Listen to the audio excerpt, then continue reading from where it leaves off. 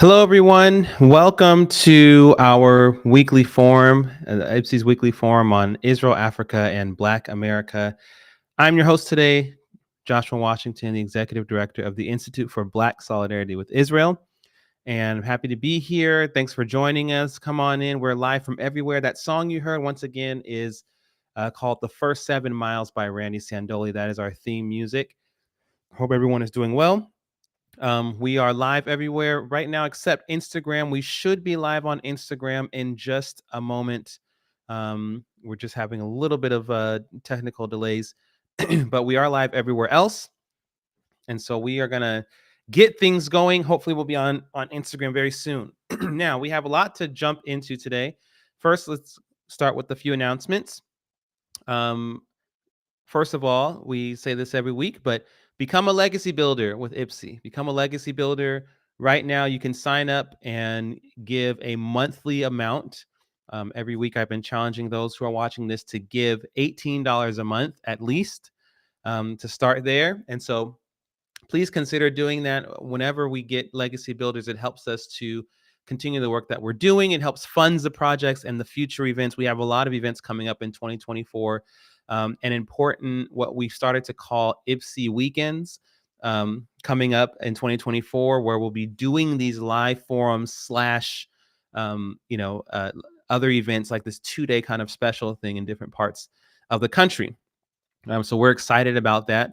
Also, our end of the year campaign is still going strong. Our goal is $36,000. We have reached 20% of our goal. And so we thank you all who have given so far. You're helping us to get to this goal. We have just a couple weeks left until the year is over. Please, if you're watching this right now, you can scan the QR code and give and help us to reach our $36,000 goal by the end of the year. Thank you for those who've helped us get to 20%. Big shout outs to each of you for doing that. Awesome. Now, a couple of events as well that are coming up. On January the 12th, our founder and CEO and myself will be at the Wilshire Boulevard Temple in Los Angeles. We'll be doing our CEO will be speaking, and we'll both be doing a little bit of music. I'll be doing some music with the musicians there at the temple. It's going to be amazing. If you want to know more about it, we'll be sending some information about that very soon. But yes, it's Wilshire Boulevard Temple. January 12th, we'll be joining them for Shabbat. It's going to be a beautiful event. It's going to be awesome. Also, tomorrow is IPSI's pastor event. It's part 3. It's part 3 of the Zionism series. And this one is called Black Leaders Should Defend Palestinian Human Rights. Or how to defend Palestinian human rights. Our CEO will be leading that one. It's part 3, the prophetic call to Zion. If you have any availability tomorrow, you should sign up, log in, go to our website, go to events, and you can find it. Register. You don't want to miss it. Each of them have been incredible, and they're going to continue to be incredible. So please sign up and join us. All right, now we are going to move forward a little bit and go ahead and go right into the topics that we have to discuss today, because it seems as though if you've been following IPSI for any length of time, you know that we talk about a few different things. And sometimes it seems like they're disparate things, right? Sometimes it seems like we're just kind of all over the place, and we really aren't. And I think today's topics kind of show that how it kind of proves that the things that we discuss at IPSI actually do converge. They've always converged. Someone said my mic is closed on Clubhouse. Hello, Clubhouse. I apologize. I hope you guys can hear me down there. My mistake. We only just got started now, so you guys did not miss anything. I was just saying that sometimes with all that we talk about at IPSI, it seems as though our topics are all over the place, but they really do converge. And there are times when it's much, much more evident than others. that the topics are converging. And I think today we'll start to kind of see that. So we're going to get into a couple of things. First things first, the war between Israel and Hamas still continues to wage on. There doesn't seem to be an immediate end in sight. We still have some hostages have been released. We still have lots of hostages trapped in Gaza. Not sure who's alive and who's not at this point. And um, we've been following that as well. There've been a lot of, as you guys have seen, the scarier part has been a lot of the sentiment here in the West, here in the U.S. And I was just talking to a dear friend of mine who lives in Germany, and the sentiment, even amongst educated academics, college professors, students who are kind of pontificating and in a very, uh, fancy way with all these big words and extensive vocabulary, supporting Hamas and supporting terror, or even pushing the notion that what happened didn't actually happen on October 7th, or if it did happen, somehow Israel did it to their own people, or if it was Hamas, then the Israelis deserved it. Like all these different just evil things that are going on. And so we've been following this, and we've been sharing all the stuff that we can share. One of the news, a story that just came out yesterday. It seems like the days just kind of go together now. But Joshua Luito Molal, he was a Tanzanian student, one of hundreds that came to Israel to study, right? To study and be a part of their agricultural program, right? There are many NGOs in Israel. There are many organizations that actually take interns from different people from all over the world, but I'm specifically talking about Africa right now, different parts of Africa, to study, to learn, to actually cultivate their skills, what are the farming skills.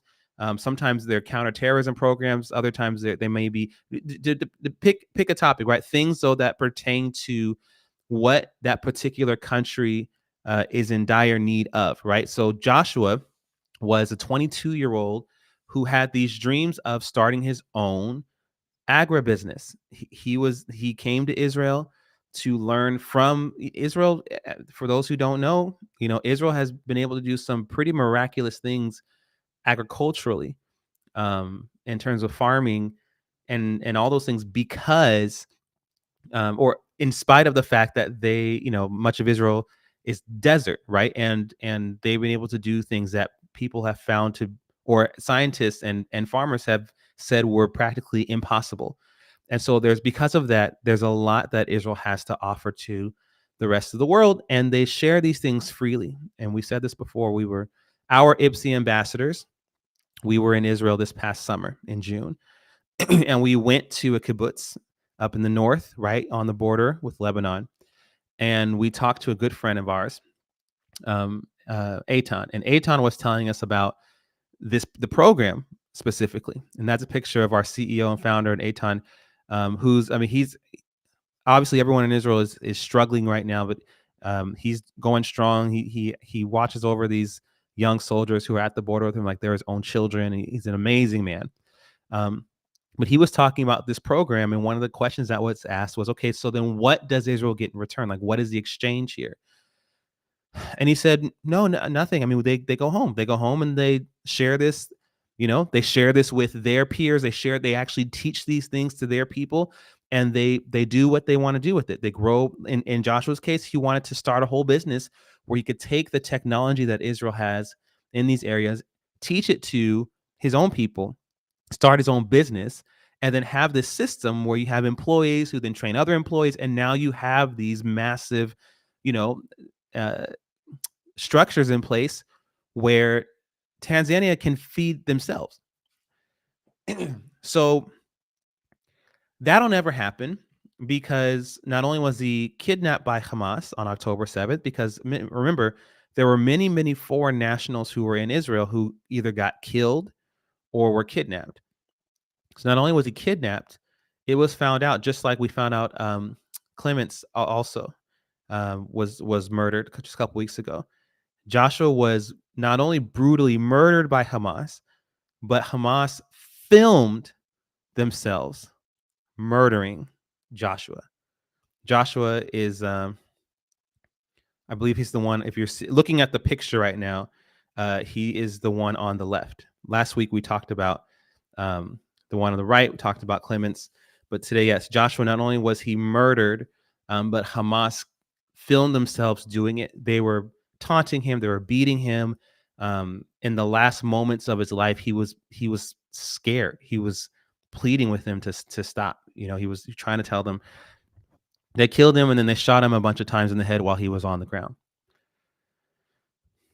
The way that he was killed, it wasn't just blind rage, right? Like they killed a bunch of Israelis and then some other people just got caught up in the crossfire. This was it's like the same vitriol that they had for Jews, that they have for Israel. They had for this young African boy who had nothing to do with the conflict, who was not in any kind of political space. The only connection he had to Israel was that he was there studying about agriculture. And he was brutally murdered while it was filmed and then shot in the head several times after already being dead. It's a gruesome video. I posted it on my Instagram page. After about 24 hours, it was up for about a day. Instagram took it down and said it was too violent.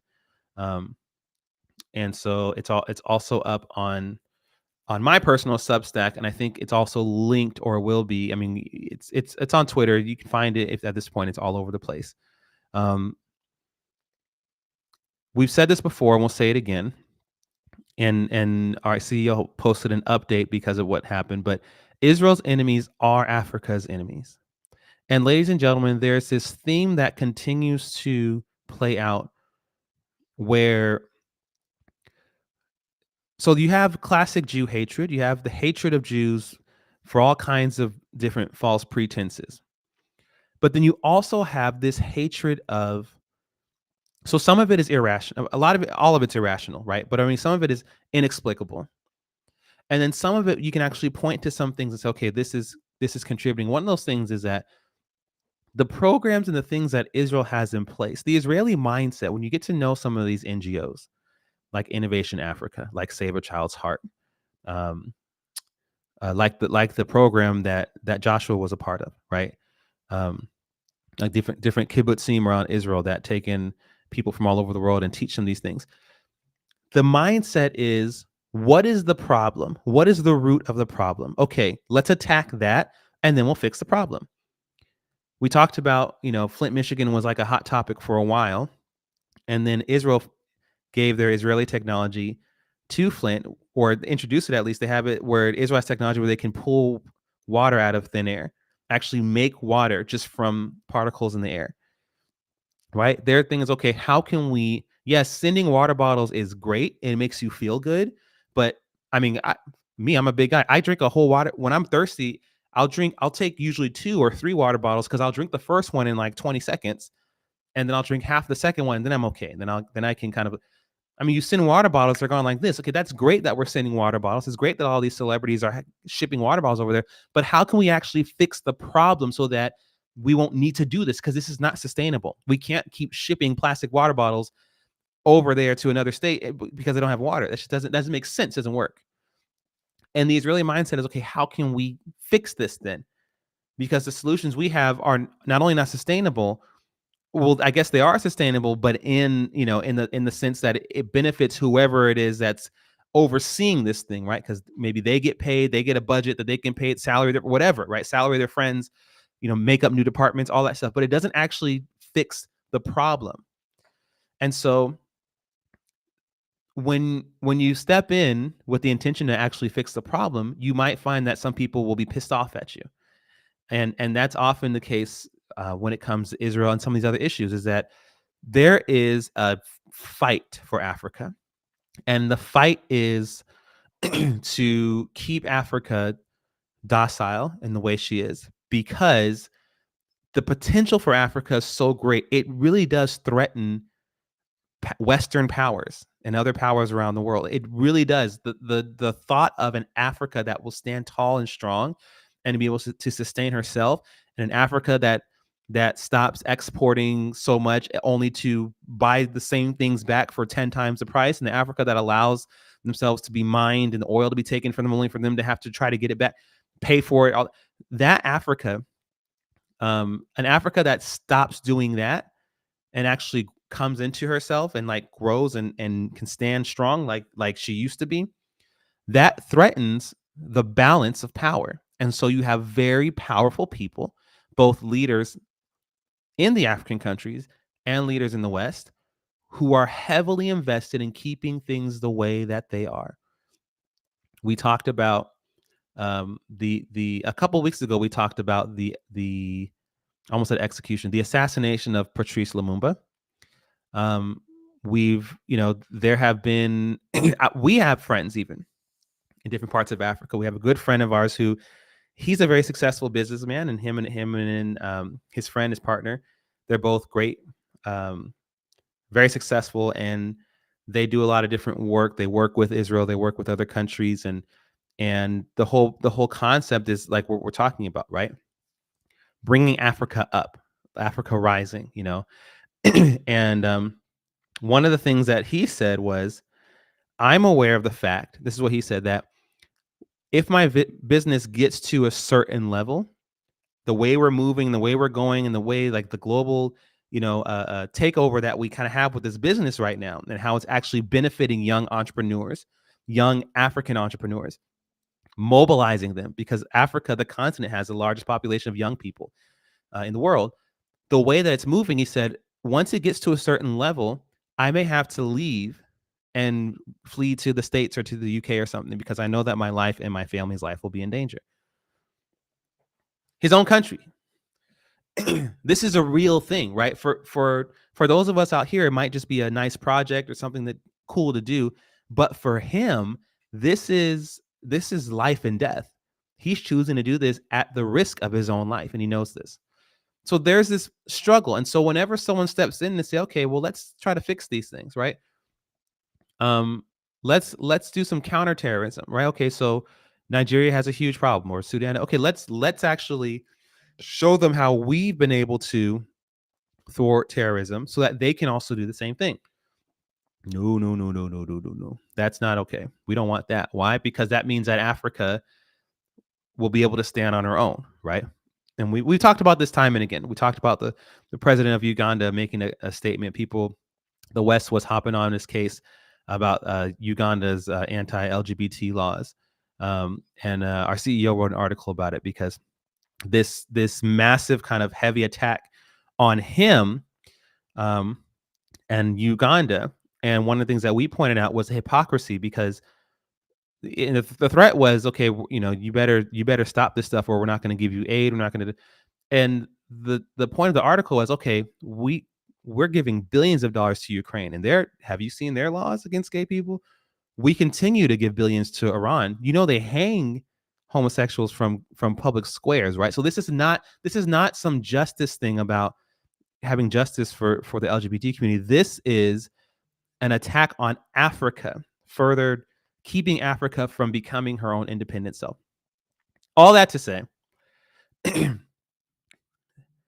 there's a fight, right? And so whenever someone steps in to actually try to fix a problem that could actually change things for the better, there's an attack on them.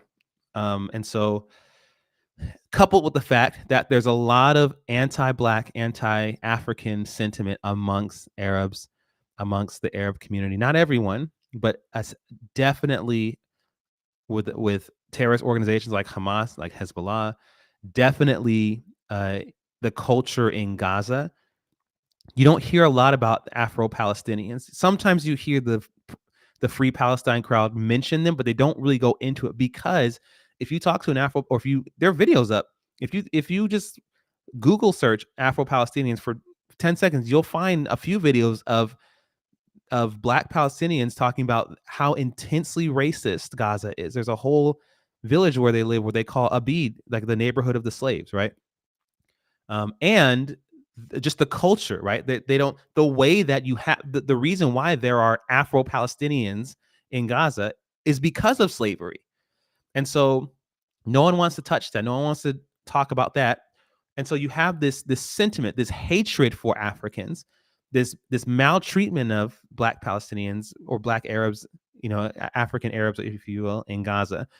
And so then looking at what happened with Joshua and the way that he was murdered, you see that no, that hatred for Africans was transferred onto him. There's not just Africans in the region. This goes all the way back to the 7th century when the Arabs were conquesting across the North Africa and the Middle East. They spread from just Arabia, and then in the 5th century they started taking in uh, um, European slaves, mainly women, and then in the 7th century until today, they have been enslaving Africans. There's been this deep hatred and disdain for the African amongst many Arabs, especially the Arab leaders, and absolutely within the terrorist groups. And so that was the hatred that killed Joshua Luito Malala. And so again, we see Israel's enemies are Africa's enemies, and Africa's enemies are Israel's enemies. Um, so our hearts are continuing to go out to Israel, to the families of these children, of these people who are murdered, both in Israel and other parts of the world. It is what we're witnessing right now is terror on a level that both the terror and the support of it all over the world that we haven't seen before, and it's only going to get worse. It's going to get worse before it gets better. Now I'm just going to pause for a second. Someone asked, "Can I hear?" Someone in Clubhouse asked, "Can I hear more about Palestinian racism toward Black Palestinians?" Yeah, absolutely. So there's actually recently there's a video that's been shared around social media. I'm pretty sure we shared it from our Ipsy page today or yesterday, about the whole culture. But I'm telling you, if you can also just search on YouTube Afro Palestinians. There's every once in a while I'll just do a search. Sometimes it's just these people, these Black Palestinians who will make a video in Arabic and have English subtitles talking about how racist. No, they're not Zionists. They're not. They're just, they may hate Israel as well because of how they were brought up, but they're just talking about how intensely racist it is in Gaza for them as people who are brown, who are darker than Arabs, right? As Black people. So it's bad. So we're gonna keep on moving though. So let's keep this in mind. So this whole concept of when someone comes in to fix the problem, actually fix the problem, right? There's always in the Christian world, we say there's a lot of warfare around that, right? So now I want to pivot for a second and go to now our next point. But before I do, I just want to remind those of you who are just hopping in, which I'm seeing a lot of people today on Twitter are hopping in, or I should say on X. Welcome. This is Ipsy's forum on Africa, Israel, and Black America. I'm your host today, Joshua Washington, Executive Director of the Institute for Black Solidarity with Israel. And we're here discussing today. We do this every Monday at 8 p.m. Eastern time. And we will continue doing this now. I'm going to move forward here. Our CEO just pinned another article a few days ago now called "Ivy League Scapegoats Will Not Address the Real Problem." And this, now we're going to kind of get into the Ivy League schools just for a moment. Okay. In the article, he talks about three presidents, three Ivy League presidents. You have Claudine Gay, who's a Harvard, UPenn, and MIT. I'm sorry, Harvard president. You have Liz McGill, who's the University of Pennsylvania, and Sally Kornbluth, who is the MIT president.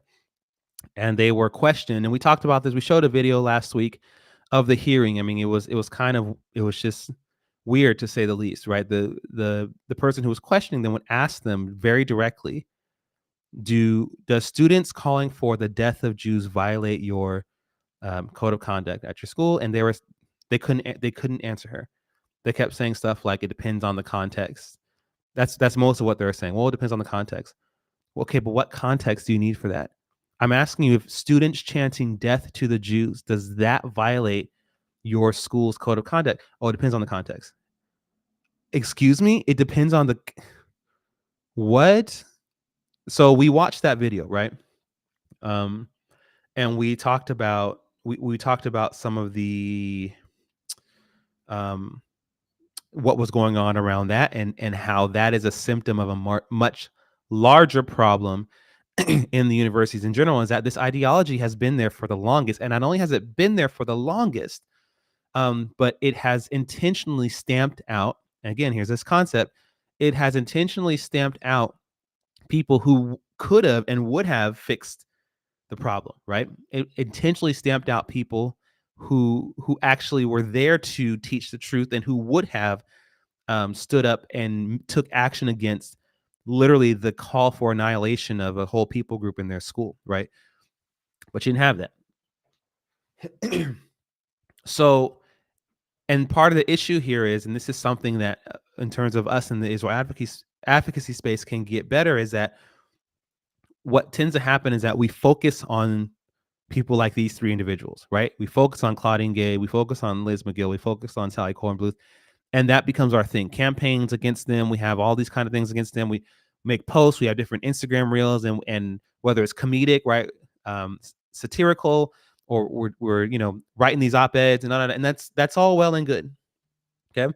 But the problem where it becomes a distraction is where our mindset, or at least the way that we communicate, is that if we could just get these three people to resign, then the universities will be great.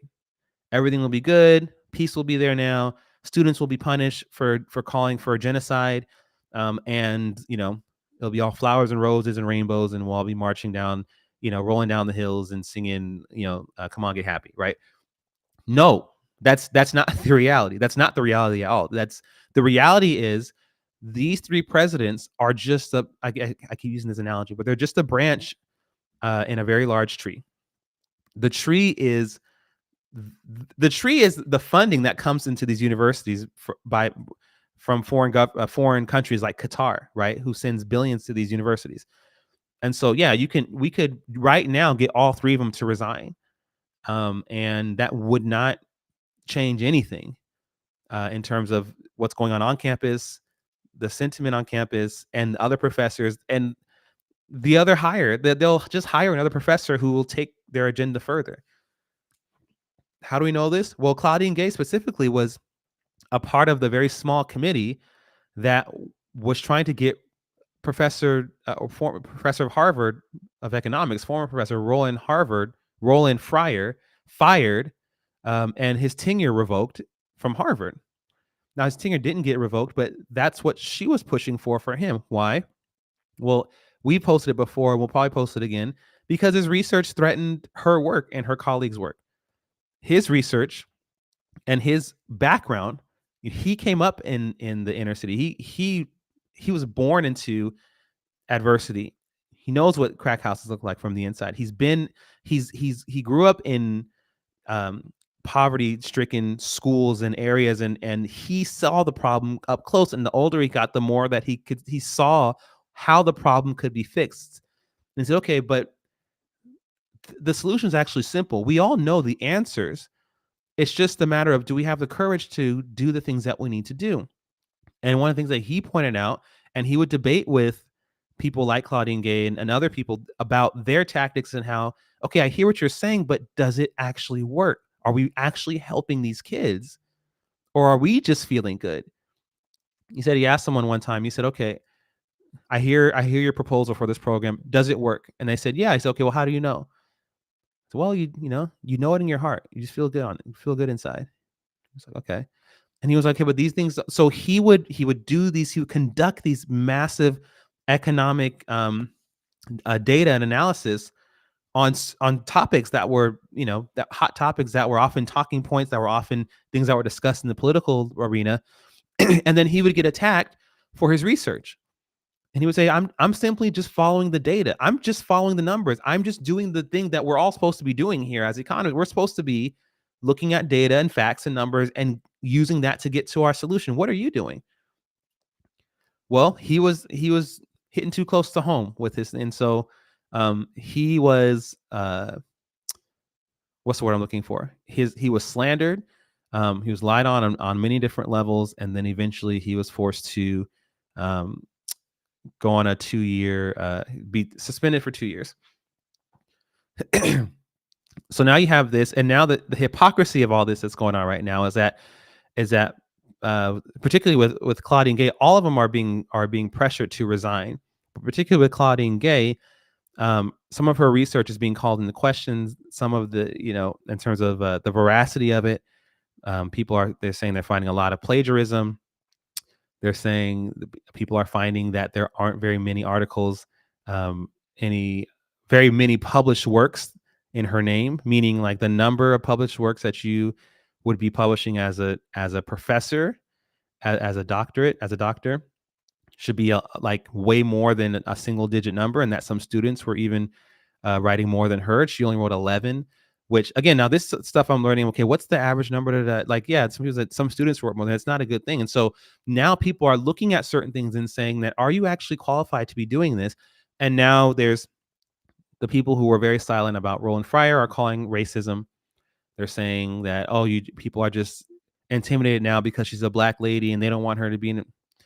And it's really unfortunate, because if we can really just look at things for what they are, then we can just make decisions based on that, right? So like I said, the hypocrisy now is that now it's unfair. It wasn't unfair when you were trying to get this professor's tenure revoked, but it's unfair now that people are calling into question whether or not you're actually qualified, especially after that especially after that just downward spiral of a hearing where you could not even say that, yes, students calling for the annihilation of Jews, students calling for the genocide of Jews violates our code of conduct. You couldn't even say that calling for murder for a whole group of people violates your code of conduct on your school. You couldn't even say that that's not okay. You couldn't even say that, no, that's bad. That shouldn't happen. But now it's racist that people don't like you. Okay. And now people are taking this whole affirmative action, or they call them diversity hire, as a slur. And here's my thing, and it might be controversial, but I'm just going to say it. If you take someone saying that you're a diversity hire as an insult, if you take someone calling you a diversity hire as an insult, aren't you conceding that it's not a good thing to be a diversity hire? You've just conceded that it's a bad thing. If you take offense to someone calling you a DEI hire, an affirmative action hire, for those who remember the 90s, then you're saying that it's an offense to be that. You're saying that it's not a good thing to be a diversity hire. Thank you. Welcome to the club. That's what we've been saying for the longest. It is such a stupid concept to put someone with black skin in any position, simply because they have black skin. Roland Fryer has black skin. Roland Fryer actually comes from these places where that he's speaking from, and he comes from data. Claudine Gay has black skin, but Claudine Gay didn't grow up in the same places that Roland Fryer grew up. She has a completely different reality than his. Doesn't make her a worse person. They just have very different lives. But because of, in the eyes of a lot of in our society, they're the same. Or if they see his research and the things he says, well, he's a sellout and she's a real black person. This stuff has nothing to do with merit, has everything to do with who has a black face and who can we put here. So if you get upset because someone says, oh, you're just diversity hire, then maybe that means that you also know that being a diversity hire is not a good thing. And that's the issue. I should have, but I'll retweet it again. Brandy Shuvtinsky, she retweeted something similar to this, and she said, okay, it's great that we're all, against this particular aspect, but unless we can actually deal with the whole thing, which is that this whole DEI thing is completely bogus. The whole concept of equity is just weird and wrong. That no, we shouldn't force the same outcome. I want the best person for the job, period. I shared this personal story before. It took me years to finally just kind of push past and move forward from the fact that I'm a musician. I went to a conservatory of music for composition. I loved it. Had a great time. Grew a lot and did a lot of orchestra stuff for the first time. And it really just kind of whet my appetite for what I wanted to do after college. And I'm doing a lot of it now. I was very much aware of the fact, though, that so the school I went to doesn't have very many. It's like, I think the population at the time was like 3% black people. And which is, I mean, I wanted to go to a good music school. I didn't care if it was black or white. I liked that music school. But I wondered though, I got in after my audition and I got grants and all that stuff. But I wondered about the the whole concept of, okay, but we need black students because we need to have a few black students, right? That did I really get in because I was good, like really good, better than most, or did I get in because I was adequate, but I was black and they needed some black people? And that is something that for years, while I was in college, it would come in and out of my mind, and then even afterwards, that I was like wrestling with that. Like I don't like having to think that way. I want to know that I beat you. I want to know that I got this accolade, I got this award, I got nominated to this position. I'm your boss. I'm the director of whatever because I'm good at what I do, and I was recognized for being better than everyone else. I don't want to be elevated because I kind of know what to do, but I'm black and it just really look good to have a black person up there. I mean, that it's the concept is weird. So yes, being a diversity hire being called a diversity hire should be offensive to you because it's a bad thing. It should be offensive to you to be a diversity hire if that's the case.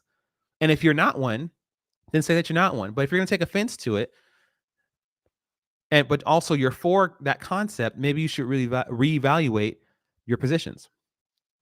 So there's the whole system, right? Therein lies the real issue, is that if we're really serious about attacking this, we have to go after it at the root, right?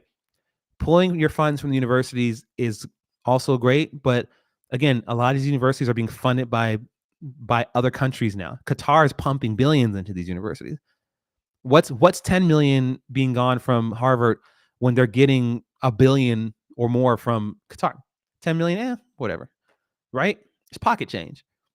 So unless we're willing to really go after these schools where it hurts, and then also, like I said before, figure out alternative ways to educate our children or send our kids education, because there are still lots of other institutions that are amazing. Until we're ready to kind of erase the stigma from our minds about these schools being so lofty, we'll continue to have this problem because we're not really attacking it at the root. We might feel good, again, like Roland Fryer said, we might feel good about going after Liz McGill, Sally Kornbluth, and Claudine Gay, right? We might feel good about going after a certain professor at Cornell University who said that October 7th was a great thing, right? It will feel great to go after him and try to get him fired and all that stuff. Great. The problem is he's only going to be replaced with someone probably worse than him, and the wheels will keep on turning on that machine. So if we want to really eradicate this, we have to stop this whole fear of being not liked and not popular and being labeled right wing. Like, I'm sorry, you guys. Listen, some of your right wing friends, what they said about the schools are correct, and you might just have to let that go and get over it and do it, because we're not going to get anywhere by making these social media campaigns attacking a single professor and then congratulating ourselves and dabbing ourselves up, patting ourselves on the back when we get them to resign. That doesn't do anything. That does nothing to solve the problem. It actually makes things worse because it makes you seem like you just don't like that person. So it does if the professor is black, let's say, and you're white, or let's say you're Jewish, you're Ashkenazi, you have white skin. It just makes you look like a racist for attacking that one black person, right? No, it doesn't do anything except continue to make us look bad. We have to go after this entire way of the way things work at these universities in order to fix it. So we have to address the real problem.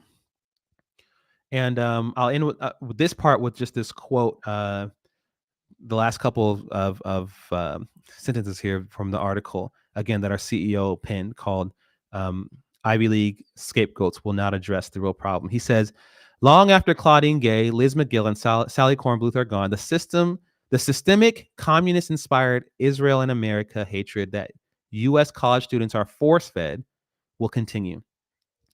Our education system is severely compromised and has been for many years.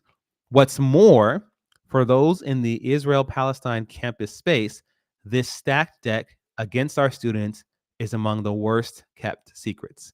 Today, we are witnessing the vilification, marginalization, attack, and killing of Jews in America. Next, it will be the Christians' turn. This fight is real, you guys. It's not for the faint of heart, and it's existential. And I'm not trying to be alarmist, but we keep playing this tit for tat game. It's going to be over for us. We got to stop playing these games. We need to attack it at the root. Our friends at White Rose Magazine, they have a series of articles that are still coming out, as well as an article in Tablet Magazine. And here's where this stuff converges, because I just went into the third point without even realizing it. That there is this there's this other thing that's happening as well. So you see the article in Tablet Magazine. It's entitled "Arab Enslavement and Slaughter of Black Africans Must Stop," written by our good friends Charles Jacobs and Ben Poser. Charles Jacobs is the founder of I Abolish and Americans for Peace and Tolerance. He is a modern day abolitionist. This man has done so much. Before he even started, he's an older man. He's been doing this for a long time. He got an award from Coretta Scott King for his work back in the early 2000s. This man, before he started his organizations, he on his own accord used to, like, undercover go to places like Sudan, buy a bunch of slaves, and then set them free. This was his heart. This has always been his heart, right? If you want to know more, go to iabolish.org. Last week, if you were here, we shared a video that our CEO did in partnership with I Abolish, talking about not just the Arab slave trade, but Louis Farrakhan's covering up of it and his enabling it by using his platform to lie and say that it's not happening. Okay, running cover for the slave trade.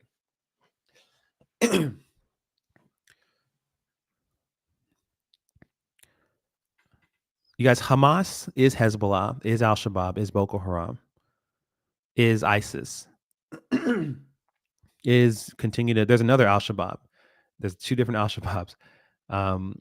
Just you name it. Put a name to it. Put a terrorist group, and especially on the continent, they're linked. Many of them are backed by Iran. The vast majority of Iran-backed terror is on the African continent now. It used to be in the Middle East, and now it's in Africa. And these aren't separate things. These things are connected. Hamas's goal has nothing to do with Palestinians.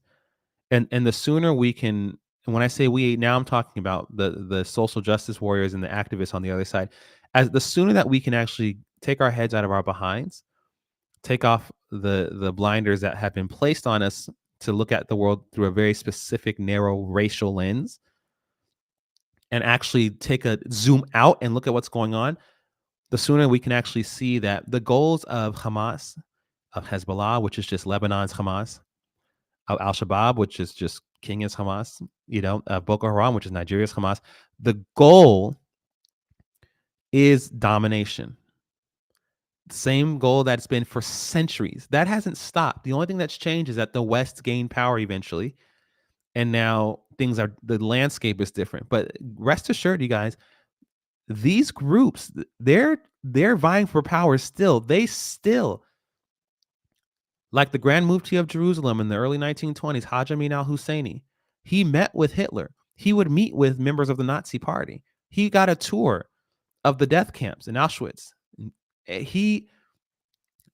Hitler admired this man. They talked about Hitler's hatred of the Ashkenazi Jews and Haj Amin al-Husseini's hatred of the Mizrahi Jews.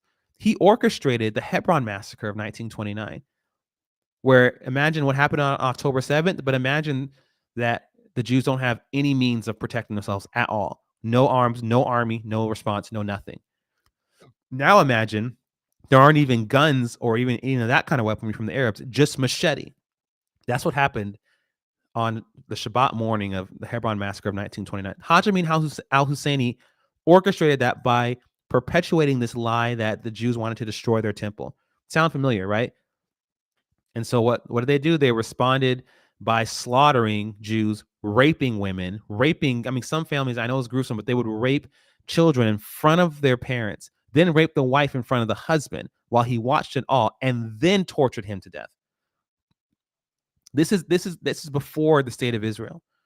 That mindset is not just about Jew hatred. The Jews just Israel are just in the way of this right now.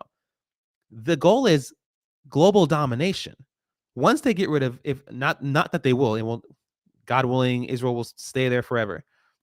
But I'm saying that their goal is, once we get rid of Israel, we're going to continue fighting amongst each other about who's going to take over this world.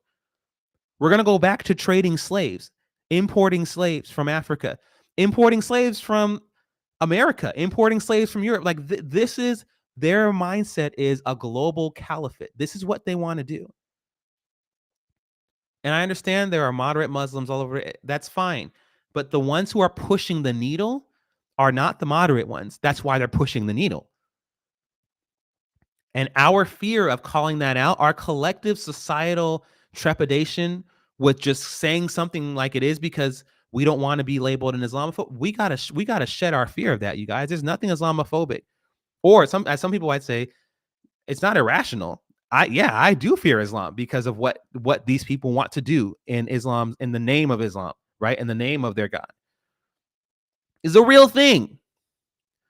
And in the article, I want to note something else too. I want to just read an excerpt from the tablet article that Charles Jacobs and Ben Poser wrote, because I mean, and you have to read it again. It's called "Arab Enslavement and Slaughter of Black Africans Must Stop." Save it, write it down. If you're listening on Clubhouse, read it as soon as this is done. Go and read it. Click on the links that are referenced in it. Look at what's going on here. Okay. One part, Charles Jacobs and Ben Poser, as they're writing this, they draw some correlations between October 7th in Israel and Nigeria specifically, Sudan as well, and Mauritania. And what they delineate, what they show in this writing, is that what happened in Israel on October 7th, October 7th happens all the time in these countries by the same Islamic, I should say the groups that are linked to the same Islamic Republic of Iran, right? By the same terrorist, the same type of terrorist group that did what they did to Israel on October 7th does what they do to Africans on a daily basis. So I'll just read it, just a couple of experts. It says, one little known but highly detailed report of an Arab Muslim pogrom against Black tribesmen and Christians in Africa during that period shows how eerily similar the anti-Black African jihad raids are to Hamas pogroms against Jews. According to the report, just after dawn on March 28, 1987, Arabs, and I hope I pronounce this right, Arabs from the Rizigat tribe set upon their Black neighbors in the town of El Dain, storming their village with axes, gasoline, guns, knives, spears, sticks, and swords, looking to murder people who sought whatever shelter they could. The night before, the raiders had attacked Black members of the Dinka tribe at the local church. Many of the hunted took refuge near the local police station. Now I'm going to read one more thing for you. The next day, government officials and police organized a train to evacuate the Dinka people north. But like many Israeli safe rooms, talking about October 7th, the train station and the police barracks became death traps.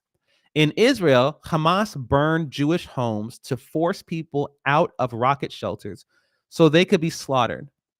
In Sudan, the terrorists set fire to the train cars and the police station and then shot, stabbed, and beat to death those who tried to escape. And as Hamas terrorists did in southern Israel, Rizgat Arabs grabbed and kidnapped their victims' children, even toddlers. One Arab, according to the report, stabbed a Dinka woman, stole her money, and snatched her 4-month-old baby. Please read the entire article and share it with everyone. Now, even as I'm reading this, for those who are listening, I can already feel the hesitation to share it, talk about it, even in some of the words I said. And the reason for that is that, unfortunately, a lot of us have fallen prey in some form or fashion, to some degree, victim to the programming that says you can't say anything negative about Muslims or Islam, because that's Islamophobia, period. And if you say something that could halfway maybe be considered negative, you have to make sure you preface it 70,000 times before you finish your sentence that I'm non-Islamophobic. I don't hate Muslims. This is just, I'm talking about these groups of people.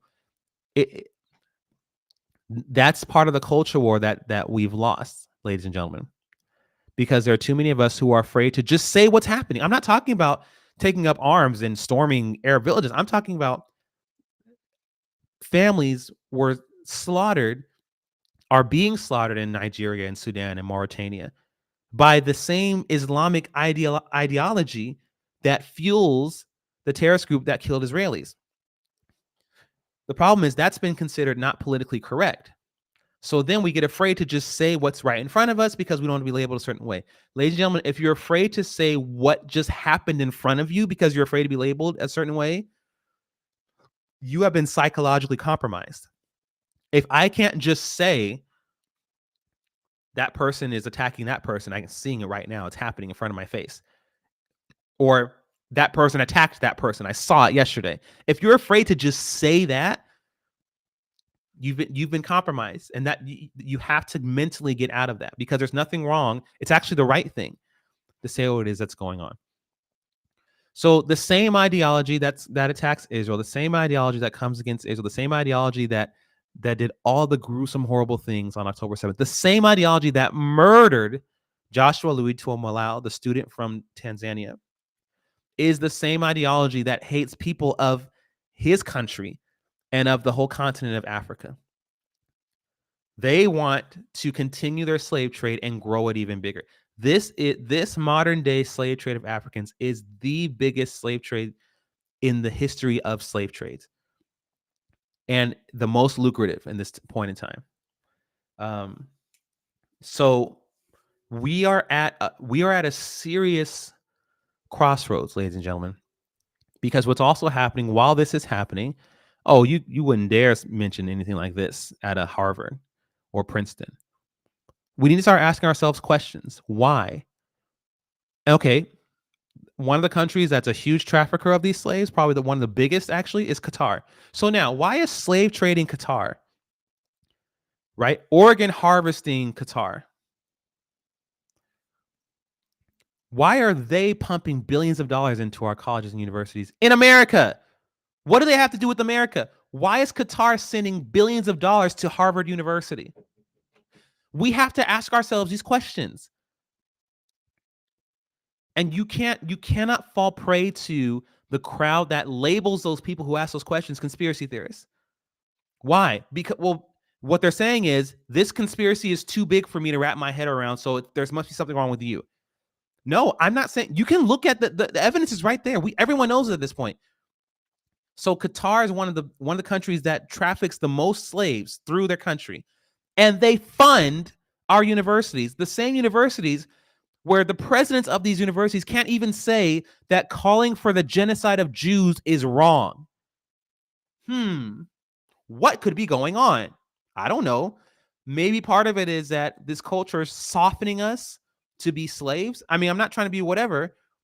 What else could it be? I really want to hear what you have to say about that. Now, someone commented, and it just popped up on the screen. It said, imagine a religion that admits it wants to kill or enslave you, but says you are phobic if you have an issue with that. It's a tactic. It's a tactic of aggression, right? It's just another way to move forward. It's okay. I could just show my true colors and then fight you tooth and nail. But what I also can do to kind of get public opinion on my side is, as I continue to progress, if you do anything to resist me, I'm going to claim victimhood, right? And get people on my side. I'm going to create this ideology that says there's only two types of people, oppressed and oppressor. And the oppressors down here and oppressors up here. And that the oppressors are white, straight men and women, gay even as well, white people. And Jews, Ashkenazi Jews, fall into that category because they're white. All this is a lie, but I'm saying this is what the ideology is. And then the oppressed are the people of color. And so when you're oppressed, stop me if you've heard this before. If you're oppressed, there's no way you can be racist. There's no such thing as you being racist if you're oppressed. Black people can't be racist because they're part of an oppressed class. I remember when that definition shifted. It was a conversation I had with my friend. I remember I talked about this before. I was driving her. She was a bass player for me. We were talking, and we started talking. I said, "Well, that's kind of racist." If you, and she's like, "No, Black people can't be racist." I went, "It's like 2012, I think. I just graduated." I went, "What are you saying?" "Yeah, no, Black people, because racism is power plus prejudice. Black people don't have." I went, "We don't have power. Are you telling me I don't have power?" First of all, and I said, "I'm driving. You're the one who doesn't have a vehicle right now. I'm driving you in this car. Like, I have more power in this situation than you do, because without me, you couldn't get to the gig that we're playing." That's first of all. But then secondly, I'm like, what a depressing state of existence. So we will never have power. Like, forget the racism part for just a second. You're telling me that Black people are in a perpetual state of powerlessness. So that's the dichotomy that people have accepted. Many of us, even us in the Israel advocacy space, have accepted this dynamic that is wrong and from the pit of hell. And then that same dynamic gets applied to the Israel-Palestinian conflict. And they say, Israel is just this white colonial oppressor and exuding whiteness. It doesn't matter if some of them are brown, because they're all part of this whole white supremacist thing. And the Palestinians are brown, therefore oppressor. And now we go, "Oh, no, don't do that, don't do that." Why? You accepted it over here. You applauded when Black people were put in positions of power, not because of their qualifications, but because they're Black. You applauded when professors would stand up and talk about whiteness and white fragility and white supremacy and all this white, and Black people never make it. And you thought that was great and heartfelt and amazing. All that's happening now in the Middle East is that over there. That's it.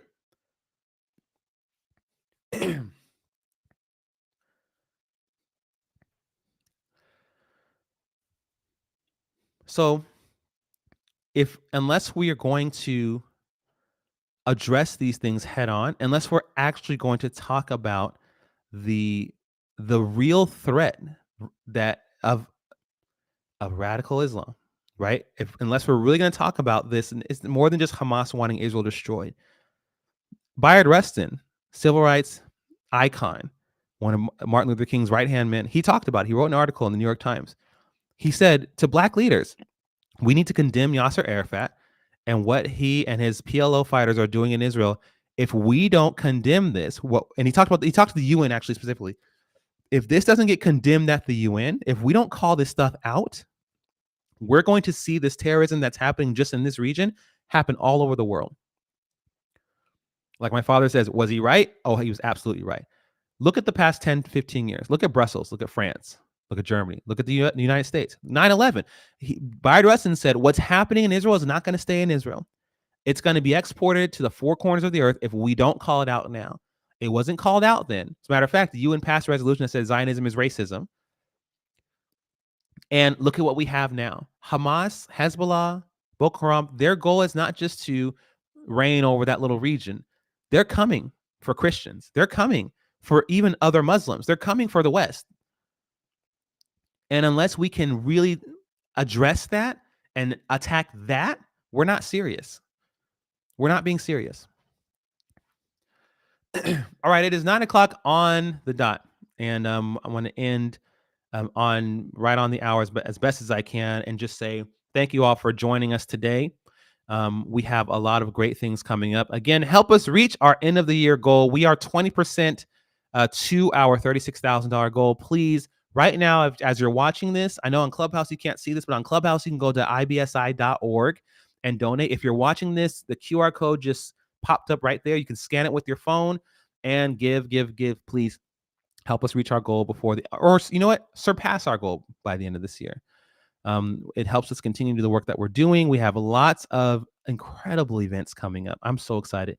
We're going to be all over. We're going to be all on the West Coast. We'll be in California. We'll be in Chicago. We'll be in Toronto, Canada.